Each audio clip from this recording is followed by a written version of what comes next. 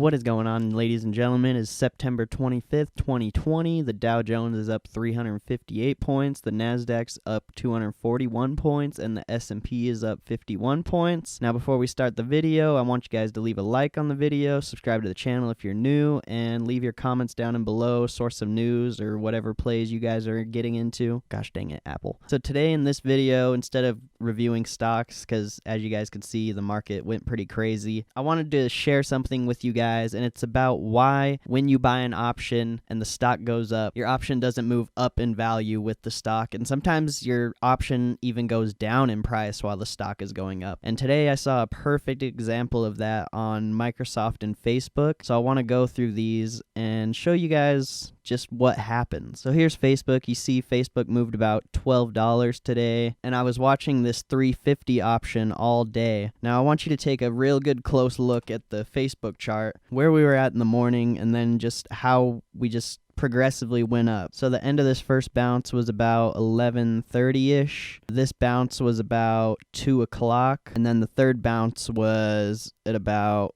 3:20. So we go to the options contract, and as you can see in the morning at the lowest point, that's when the contract was pretty much the highest. And as we hit this first bounce, the contract started getting some volatility, buyers started coming in, and it ended off the first bounce. What was that? 11:30 at 217. So at 220, at the peak of the second bounce, this contract was actually cheaper than it was off the first bounce. And as you can see, the first bounce was 251. The top of the second bounce was 253, almost 254. As you can see, that's almost a $3 difference from this bounce to this bounce, but this options contract was at a lower price while the second bounce was even happening. And then of course at the third bounce it ended up just ending at the same price as the first bounce, but we moved over $6 throughout. And the same thing happened on Microsoft. Let me show you one more example before we move on. Microsoft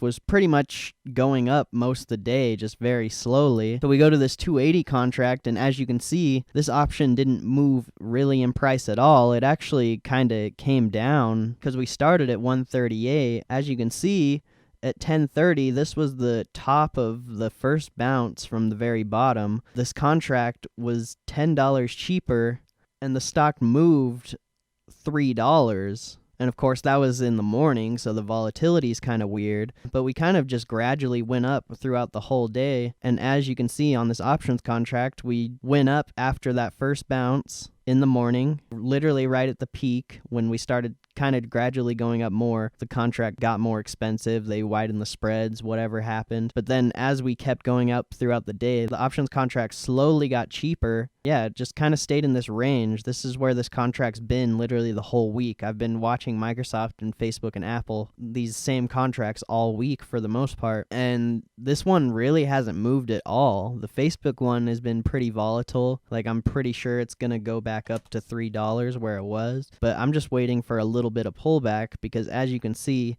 as soon as we see any sort of sell-off in the market, whether it be big or small, these options contracts are almost immediately going to lose value because there's still premium in the contract. If there was no premium in the contract, I wouldn't have been able to get this for cheaper while Facebook was up higher than it was in the morning, if that makes sense. And you can look at the longer term options contracts. They have a lot of history, so you can kind of look back in time and see where this contract was. Now, this was almost 2 months ago, so that's going to be a big time difference compared, but you can make a general idea that, yeah, we might go up from here, but we're going to need like a really big move for this options contract to move, or just a lot of volatility, because we're just in this kind of range that we were in a past time. And if volatility doesn't pick up at all, we're not going to see any moves like we did here in the past. So you kind of just want to wait for these contracts to come in your price range. I've been literally waiting for this Facebook one to drop to like 120, and if it does drop to there, I'm gonna most likely get in this, just because I know that's what the contract's worth for the most part. Maybe a little cheaper because a lot of time has passed, but you can get kind of a general idea of how much the contract should be worth related to the stock, because if we go on the 100-day on the actual Facebook chart, we were kind of at this same price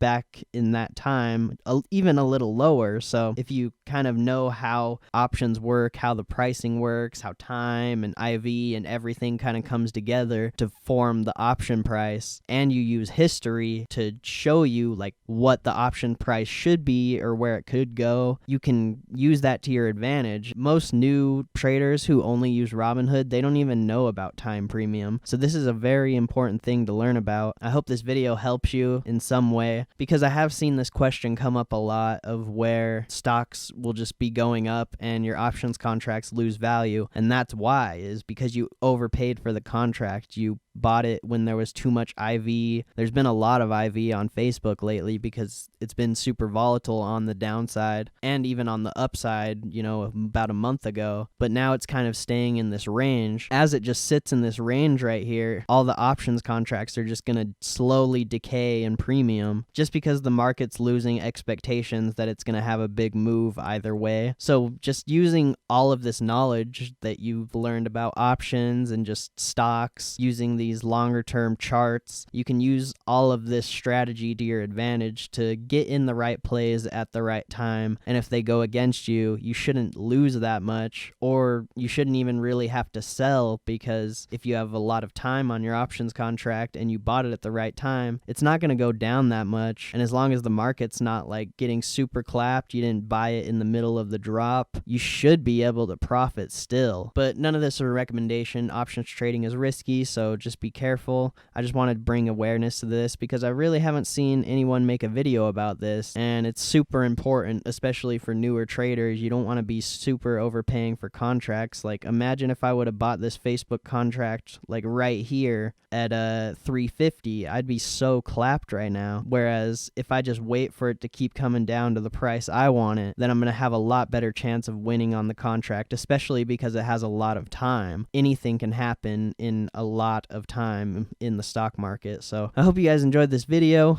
If you have any questions, leave them in the comments below. Be sure to leave a like on the video if you enjoyed it. Be sure to subscribe to the channel if you're new, and I'll see you guys in the next video. Peace out.